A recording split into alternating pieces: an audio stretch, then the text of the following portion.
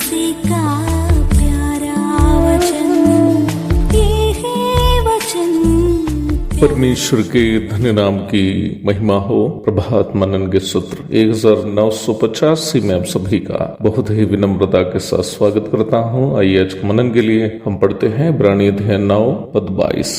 सच तो यह है कि व्यवस्था के अनुसार प्राय सब वस्तुएं लहू के द्वारा शुद्ध की जाती हैं और बिना लहू बहाए पापों की क्षमा नहीं। बाइबल में मृत्यु और जीवन के अर्थ बहुत ही महत्वपूर्ण है। मृत्यु परमेश्वर से अलगाव और जीवन परमेश्वर के साथ संबंध को दर्शाता है। बाइबल इस बात को स्पष्ट करती है कि पाप का परिणाम मृत्यु अथवा परमेश्वर से दूरी है। उत्पत्ति 2:17, 3:22 से 24 तक। और वैसे ही बाइबल ये भी स्पष्ट करती है कि जीवन पाने का अर्थ परमेश्वर के साथ एक व्यक्तिगत संबंध में आना है। यूहन्ना 6:35 से 40 तक, अध्याय 10 पद 10, 11 और 28। मनुष्य इस संसार में सामना करने वाली सबसे बड़ी समस्या पाप है और पाप के परिणाम स्वरूप मनुष्य परमेश्वर से दूर है। इस संसार में परमेश्वर से दूर होकर जीवन बिताने वाला मनुष्य यदि परमेश्वर के साथ एक व्यक्तिगत संबंध के बिना दुनिया छोड़ता हो तो वह अनंत काल के लिए परमेश्वर से त्यागा जाता है,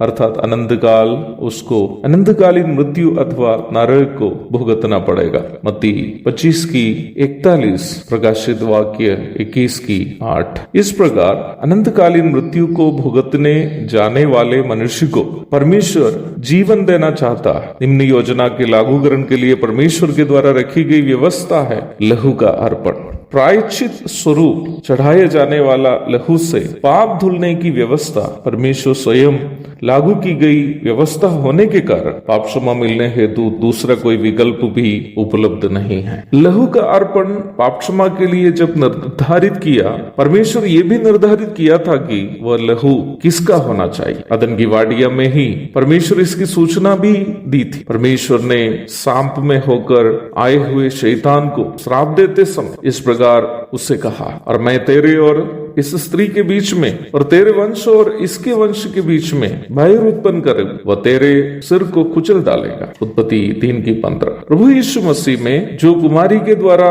जगत में आया और शैतान को क्रूस पर हराया, निम्न भविष्यवाणी की पूर्ति हुई। अनेकों अन्य भविष्यद्वक्ताओं के द्वारा भी परमेश्वर ने इस बात को स्पष्ट किया था कि वो वास्तविक लहू जिसके द्वारा मानव जाति की पाप क्षमा होगी प्रभु यीशु मसीह का ही होना चाहिए। वचन संहिता 22वां अध्याय, यशायाह का 53वां अध्याय इत्यादि में अन्य कई आयतों में निम्न सच्चाई को बहुत ही स्पष्ट तरीके से बताई गई है। धर्म, मजहब इत्यादि अनेक हो सकते हैं। अलग अलग धर्मों एवं मजहबों में भलाई बुराई दोनों हो भी सकते हैं, परंतु अवश्य ध्यान रखिए प्यारो, पाप क्षमा केवल और केवल प्रभु यीशु मसीह के लहू में ही उपलब्ध है। आपके और मेरे पापों को केवल और केवल सिर्फ और सिर्फ प्रभु यीशु मसीह का लहू के अलावा कोई भी अन्य वस्तु कभी साफ नहीं कर सकता है। एक और शुभ दिन की धन्य कामनाओं के साथ आज का मनन में यहाँ समाप्त करता हूँ। परमेश्वर को धन्यवाद देता हूँ कि उसने अपने पुत्र यीशु मसीह को जगत में भेजा और हमारे पाप धुलने के लिए अपने इकलौता पुत्र का लहू